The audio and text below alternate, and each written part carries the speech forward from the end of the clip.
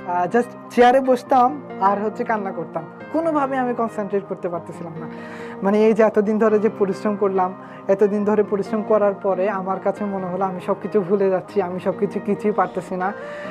Just মানে মানে মনে হচ্ছে সব কিছু ভুলে যাচ্ছি, কি পড়লাম কিছুই মনে নাই।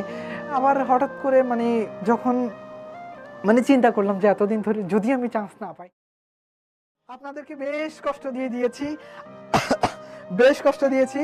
সো এটুকু প্রার্থনা করি যে আমরাও আমাদের জায়গা থেকে সর্বোচ্চটুকু চেষ্টা করছি যেন আপনাদেরকে সর্বোচ্চ সার্ভিসটুকু দেওয়া যায়, আপনাদের জন্য যতভাবে চেষ্টা করা যায়, হ্যাঁ যতভাবে চেষ্টা করা যায় আমাদের পক্ষ থেকে সর্বোচ্চ সাপোর্টটুকু থাকবে।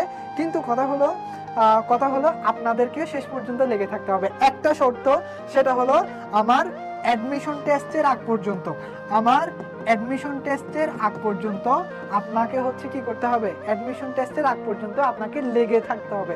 একটা শর্ত ভাইয়া, একটা রিকোয়েস্ট, সেটা হলো অ্যাডমিশন টেস্টের আগ পর্যন্ত জাস্ট লেগে থাকতে হবে। এমনও হবে স্যার মাঝে মাঝে যে মানে এমন হতে কি আমি আমার একদম শেষের দিকে কিছু একটা কথা বলি, একদম শেষের দিকে কিছু কথা বলি। আমার ঈদের সময় আমরা জানি কি আমাদের এইচএসসিতে মানে আমাদের পরীক্ষা ছিল হচ্ছে মে মাসের 13 তারিখ ঢাকা বিশ্ববিদ্যালয়ের পরীক্ষা ছিল। সো আমাদের এর বেশ কিছুদিন আগে আমাদের ঈদ হয়েছে, মানে হচ্ছে রমজানের ঈদ। সো রমজানের ঈদ যখন হয় তখন সাধারণত আমার ইচ্ছা ছিল আমি চট্টগ্রামে পড়াশোনা করেছি, আমাদের বাড়ি হচ্ছে কক্সবাজারে, সো চকরিয়ায়, যেখান থেকে প্রায় 100 কিলোমিটারের পথ আর কি। তো আমি চট্টগ্রামে পড়াশোনা করতাম। তো এখন আমার ইচ্ছা ছিল আমি রমজানের সময় বাড়ি যাব না।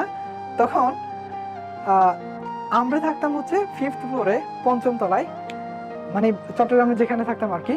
সো প্রচন্ড গরম, আর তখন হচ্ছে রমজানের সময় তাপ প্রবাহ চলছিল, যে কারণে বেশ গরম, বেশ মানে হচ্ছে কি বলবো অসহনীয়। আপনি কাপড় ধরলে কাপড় গরম হয়ে যাবেন, ফ্লোর ধরলে ফ্লোর গরম, চেয়ার ধরলে চেয়ার গরম, প্রত্যেকটা কিছু হচ্ছে কি মানে এত গরম এটা বলা যাবে না। তো এখন ভাবলাম, তারপর আবার তার উপরে হচ্ছে বিদ্যুৎ যথেষ্ট ঝামেলা করতেছিল। তো এখন কি করব, করার তো কিছু নাই। তারপরে এখন পড়াশোনা কোনোভাবে আর কি কন্টিনিউ করতে পারছিলাম না, রমজান মাস মানে বেশ একটা এলোমেলো, খুবই হতাশ হয়ে গিয়েছি।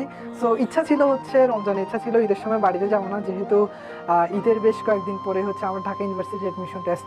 সো এই জন্য আমি ভাবলাম যে পরীক্ষা বাড়িতে যাব না, বাড়িতে না যাই হচ্ছে মানে ঈদটা আর কি ব্যাচেলারে কাটাবো, শহরে কাটাবো, আমার ফ্যামিলি থাকে গ্রামে। সো আমি ভাবলাম যে যাবো না, কিন্তু আসলে কোনোভাবে পড়াশোনায় কনসেন্ট্রেট করতে পারছি না। তো বাড়িতে বললাম, বাড়িতে যাওয়ার পর রমজান 21টাতে আমি বাড়িতে চলে যাই, যেহেতু পড়াশোনা এখানে কোনোভাবে কন্টিনিউ করতে পারছিলাম না, কোনোভাবে আর কি করতে পারছিলাম না, মানে কোনোভাবে পড়াশোনা কনসেন্ট্রেট করতে পারছিলাম না, পড়াশোনা করতে পারছিলাম না গরমের কারণে, বসলে জাস্ট ঘামাই যেতাম আর কি। তো হয়তো কি যে প্রত্যেক দিন আমাকে বাড়িতে বললো ঠিক আছে বাড়িতে চলে আয়, যেহেতু বাড়িতে গ্রামে বেশ গাছগাছালি আছে, তারপরে পরিবেশটা বেশ ঠান্ডা, তো বাড়িতে চলে যাই। বাড়িতে যাওয়ার পরে আমি ঈদটা রমজানের সময় কি হলো, আমার ফ্রেন্ডরা সবাই মিলে ইফতার করছে একসাথে, কিন্তু আমাকে বেশ ডাকলো যে ইফতার করার জন্য, মানে একই সাথে ইফতার করার জন্য। আবার অনেকে একসাথে আড্ডা দিচ্ছিল, অনেক সাথে মানে আমরা বিভিন্ন জায়গা থেকে হচ্ছে আসলে গিয়েছি আর কি। কিন্তু আমাকে ডাকছিল, কিন্তু মানে কোনোভাবে কি করতে পারছিলাম না, তাদের সাথে শরীক হতে পারছিলাম না, কেন আমার সামনে পরীক্ষা, বেশ পড়া, মাথায় প্রচুর প্রেশার। তো সবকিছু আসলে স্যাক্রিফাইস গেছে আর কি এরকম।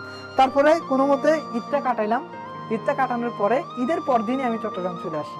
ঈদের পরদিন বলতে আমাদের ঈদ যেদিন হয়েছে ঈদের পরদিনই চট্টগ্রাম চলে আসি।